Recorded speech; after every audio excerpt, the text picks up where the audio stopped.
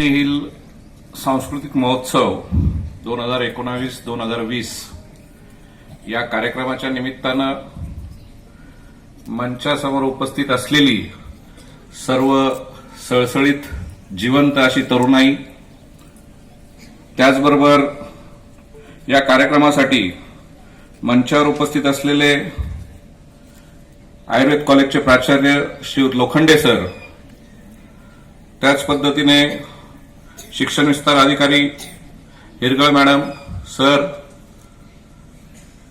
श्रीयुत देशपांडे काका, मानचिलचे सर्व प्राचार्य, तसेच माझ्याबरोबरीने ज्यांना आपण या ठिकाणी प्रमुख पाहुणे म्हणून निमंत्रित केलं ते श्रीयुत हाके साहेब, आणि या माळरानावर मगाशी लोखंडे सरांनी सांगितलं की 2000 साली इथं पहिल्यांदा सुरुवात झाली. या माळरानावर ज्यांनी तुमच्यासारख्यांची लहानापासून मोठ्यांपर्यंतची जी तरुणाई, या तरुणाईंची मांडियाळी ज्यांनी घडून आणली, ती या संस्थेचे संस्थापक, आमच्या संपूर्ण परिवारासाठी मार्गदर्शक असलेले होडगर साहेब. तसं पाहायला गेलं तर मी एवढा काही मोठा माणूस नाही किंवा एवढी माझी उंची नाही किंवा तेवढं मोठं माझं कर्तृत्व देखील नाही, पण तुम्ही संस्थेने, होडगर साहेबांनी, आपण सर्वांनी इथं मला बोलवलं, बोलून माझा मान सन्मान केलात, याबद्दल सर्वप्रथम मी आपलं ऋण व्यक्त करतो. कारण आजकाल कसं आहे की सगळ्या गोष्टी मिळतील, पण मान हा काही सहजासहजी भेटत नाही, मान मागूनही मिळत नाही. तो मान दिलात त्याबद्दल निश्चितच तुमच्या ऋणात मला राहायला आवडेल. तसं बघायला गेलं,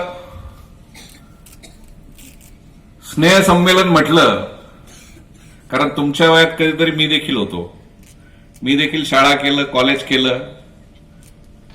स्नेह संमेलन म्हटल्यानंतर ही भाषणबाजी आणि याची एक प्रकारची आतल्यात मनात तिडीक असते. हे कधी एकदाच आवडतात आणि कधी एकदाच निघतात, आणि आम्ही कधी एकदाच इथं स्टेजवर गोंधळ आणि धिंगाणा घालतो, याची प्रत्येक जण उत्सुकतेने वाट पाहत असतो. पण प्रत्येक कार्यक्रमाचा एक प्रोटोकॉल ठरलेला असतो, प्रत्येक कार्यक्रमाचं एक नियोजन ठरलेलं असतं. त्या नियोजनानुसार काही वेळ आम्हाला तुम्हाला सहन करायलाच लागणार आहे, त्याबद्दल देखील मी तुमची माफी मागतो. साधारणतः 90-92च्या काळात आम्ही देखील कॉलेजला होतो. कॉलेज आणि स्नेह संमेलन, प्रत्येक विद्यार्थ्याच्या आयुष्यामध्ये जर कुठली मरोस्तर कुठली घटना या लक्षात राहत असेल तर ती त्यानं मिळवलेलं एखादं यश आणि त्याने त्याच्या आयुष्यात किती स्नेह संमेलनं केली हे. आज मी पास आउट होऊन जवळपास 25 वर्ष झालेली आहेत. 25 वर्षानंतर देखील आमच्या बॅचेसचं वारंवार गेट टुगेदर होत असतं. दरवर्षी आम्ही आमच्या बॅचेसचे मित्रमंडळी भेटत असतो. पण त्या बॅचेसचे मित्रमंडळी भेटल्यानंतर सर्वाधिक चर्चा जी काही होते ती त्यावेळेस आपण आपल्या स्नेह संमेलनामध्ये किंवा आपल्या गॅदरिंगमध्ये कोणी कसा परफॉर्म केला, कोणी काय गाणं म्हटलं, कोणी कसं नाचलं, कोणी काय केलं, याची चर्चामध्ये कमीत कमी 50% वेळ जात असतो. आता तरी बऱ्यापैकी आता साऊंड सिस्टम्स आल्या आहेत, डीजे आले आहेत, कराओके आले. आमच्या वेळेस गॅदरिंग म्हटल्यानंतर एक तबलजी आणि एक पेटीवाला, आणि मग तुम्ही लक्षात घ्या की एक तबल्यावर आणि एक पेटीवर हमें तुमसे प्यार कितना हे गाणं आमच्यातला कोणीतरी म्हणतोय, आणि ते म्हटल्यानंतर आम्ही तितक्याच उत्साहाने समोरून टाळ्या वाजवतोय, आणि त्याची आठवण आज देखील राहते. याच्यामध्ये या स्नेह संमेलनाचं गुपित आहे. स्नेह संमेलन म्हटलं म्हणजे प्रथम वर्षाचे विद्यार्थी असतील, द्वितीय वर्षाचे विद्यार्थी असतील, तृतीय वर्षाचे विद्यार्थी असतील, तुमच्या इथे तर परिसर चांगला आहे, कारण की इथे आयुर्वेदाचे विद्यार्थी आहेत, ITIचे विद्यार्थी आहेत, फार्मसीचे विद्यार्थी आहेत. या सर्व विद्यार्थ्यांना एकमेकाची प्रायमरी किंवा प्राथमिक ओळख होण्याचा हा कालावधी. वर्गामध्ये आपण ज्यावेळेस आपल्या वर्गामध्ये बसतो, आपल्या वर्गामध्ये सगळ्यात हुशार कोण, प्रथम क्रमांक कोणाचा येतो, द्वितीय क्रमांक कोणाचा येतो, हे सहजगत्या आपल्याला माहिती असतं. पण हा इतिहास आहे मित्रांनो, कायम ज्यांनी कोणी इतिहास घडवलेला आहे ते बॅक बेंचर्सच ठरलेले आहेत. जे कोणी बॅक बेंचवर बसले आणि ज्यांनी कोणी शिट्ट्या वाजवल्या, ज्यांनी कोणी टाळ्या वाजवल्या किंवा ज्यांनी कोणी प्रोत्साहन दिलं तेच या सृष्टीचा इतिहास घडवत आहेत. याचा अर्थ असा नाही की कोणी अभ्यास करायचा नाही किंवा कोणी प्रथम यायचं नाही, पण निश्चितच जे कोणी बॅक बेंचर्स असतात, जे कोणी या गॅदरिंगमध्ये या स्नेहसंमेलनाच्या माध्यमातून आपल्यामधल्या विविध कलागुणांचं प्रदर्शन करत असतात. कारण हे असं स्टेज असतं, आज मी इथं बोलतोय, हे बोलणं काही मी आईच्या पोटातून शिकून आलेलो नाही. हे बोलण्यासाठी ज्या ज्या वेळेस माझ्या शाळेचे स्नेहसंमेलन झाले असतील, गॅदरिंग झाले असतील, वक्तृत्व स्पर्धा झाल्या असतील, त्या वेळेस माझ्या त्या शाळांनी, त्या कॉलेजेसनी मला ते व्यासपीठ, ती संधी उपलब्ध करून दिली. त्याच्यामुळे मी आज या ठिकाणी पोहोचू शकलेलो आहे. अशा प्रकारचं व्यासपीठ, अशा प्रकारची संधी तुमचं कॉलेज, तुमची संस्था तुम्हाला उपलब्ध करून देते, हे देखील तुमचं भाग्य आहे. कारण की या ठिकाणी आपल्याला बऱ्याचदा वाटत असतं, एक प्रकारची लज्जा आपल्या मनात असते, एक प्रकारची भीती आपल्या मनात असते की मी जर उद्या स्टेजवर गेलो, एखादं गाणं म्हटलं, कारण मला माहिती आहे इथं काही प्रत्येक जण किशोर कुमार किंवा मन्ना डे नाहीये. मी उद्या एखादं गाणं म्हटलं, मी एखादा डान्स केला, तर कदाचित माझ्यावर, माझ्या समोरचे माझे जे काही मित्र आहेत किंवा माझ्या ज्या काही मैत्रिणी आहेत त्या माझ्यावर हसतील. पण मित्रांनो, ज्यांच्यावर कोणी हसलंय किंवा ज्यांनी ते हसू सहन केलंय तेच लोक पुढं काहीतरी करू शकतात, तेच लोक पुढं काहीतरी घडू शकतात. कारण त्या हसण्यातून आपल्यामध्ये काय कमतरता आहे आणि आपल्याला काय पुढे करायचंय याची जाणीव आपल्याला होत असते. त्याच्यामुळे अशा प्रकारची स्टेज, अशा प्रकारची माध्यमं देखील आपल्याला असणं गरजेचं आहे. आणि ही ज्या वेळेस आपली स्वतःमधली जडणघडण होत असते, बऱ्याचदा आता आम्ही आयुर्वेदामध्ये म्हणतो ॲलोपॅथचे डॉक्टर्स आहेत, आयुर्वेदचे डॉक्टर्स आहेत, पण बऱ्याच ठिकाणी जर नीट निदर्शनात आलं, तुम्ही खेड्यापाड्यांवर राहतात, तालुक्याच्या ठिकाणी राहतात, आमचे आयुर्वेदाचे डॉक्टर्स हे चांगल्या पद्धतीने प्रॅक्टिस करताना दिसतात.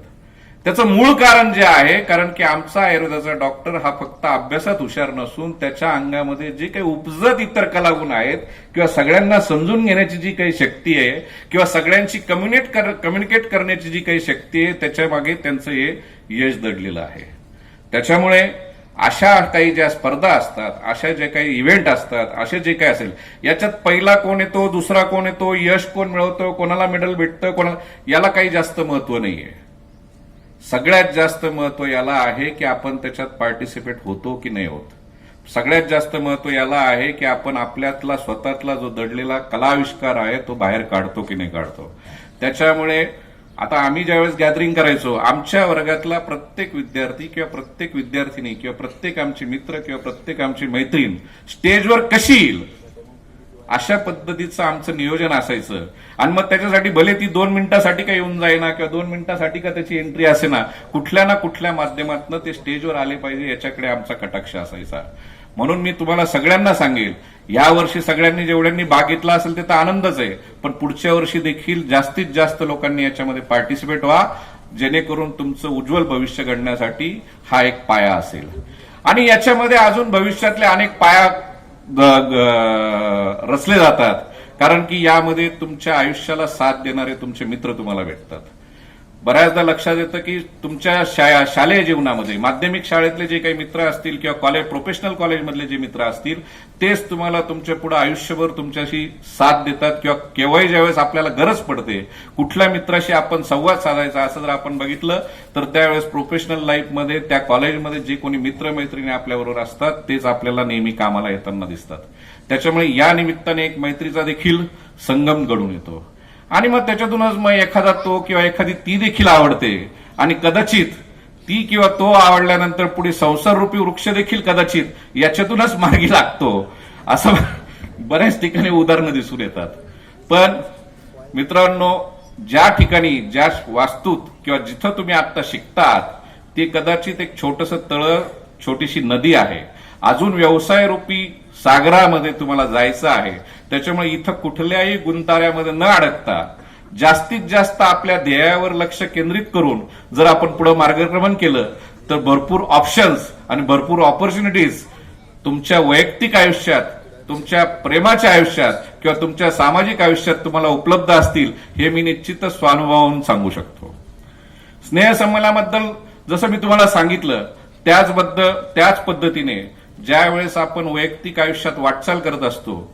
आता मगाशी आम्ही आलो त्यावेळेस एनसीचं खूप सुंदर असं परेड घेण्यात आली. माझ्या आयुष्यात मी होळकरदारांना सलाम करेल की पहिल्यांदा मी कुठल्या तरी परेडचा साक्षीदार होऊ शकलो, कारण तुमच्यामुळे पहिल्यांदा मी एखाद्या परेड घेऊ शकलो, त्याबद्दल देखील मी तुमचे आभार.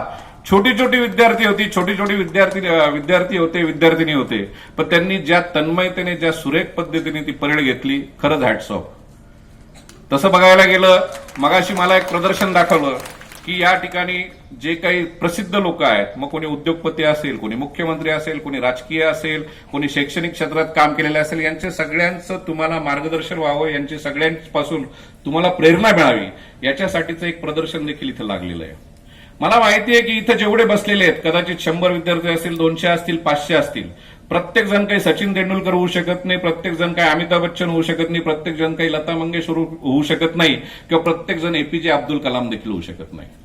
पण ज्यावेळेस आपण कुठलं तरी एक टार्गेट डोळ्यासमोर ठेवतो, त्यावेळेस कदाचित आपल्यातली अंतरप्रेरणा जागृत होऊन आपण कुठंतरी एक थोड्या त्या दिशेने मार्गक्रमण करू लागतो. मग मला जरी एपीजे अब्दुल कलाम व्हायचं नसेल, पण मला हा भारत देश घडवण्यासाठी मी निश्चित काय केलं पाहिजे, कारण आजचं इथून पुढे येणाऱ्या 2030, 2040, 2050 ह्या काळातली सगळ्यात मोठी जी जबाबदारी आहे ती तुमच्या सगळ्या तरुणांवर आहे.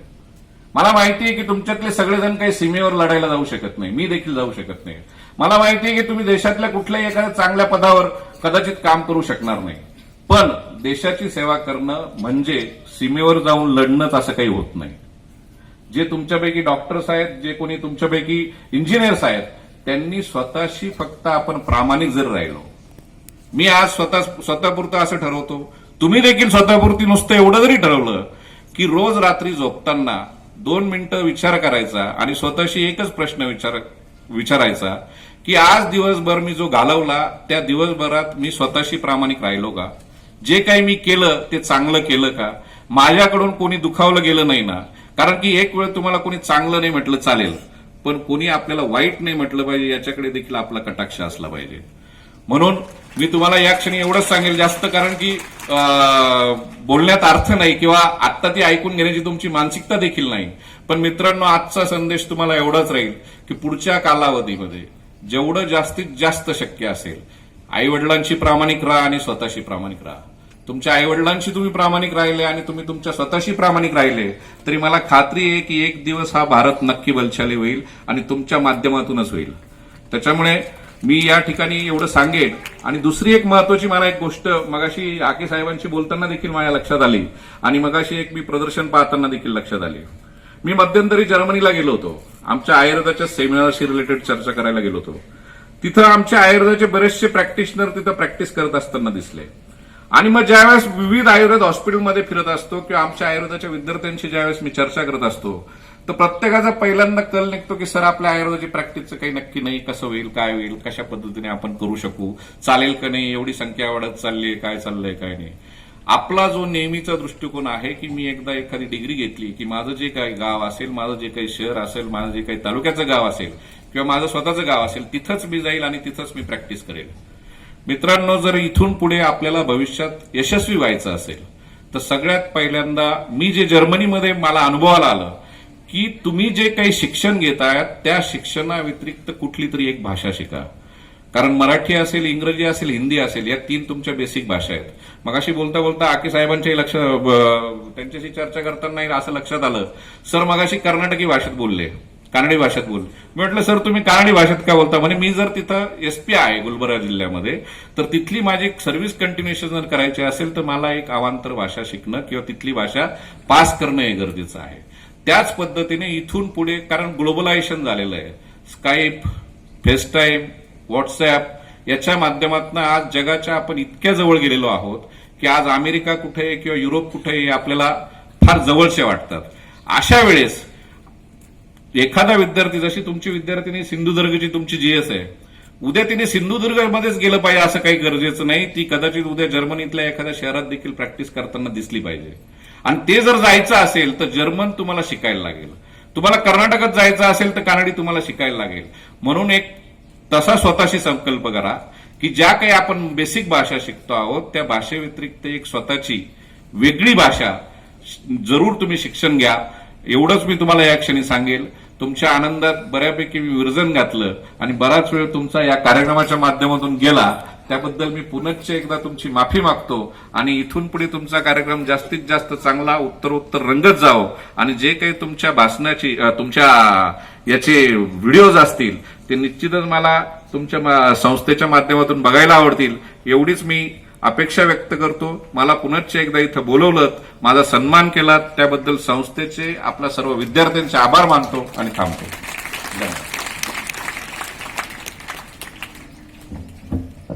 धन्यवाद सर.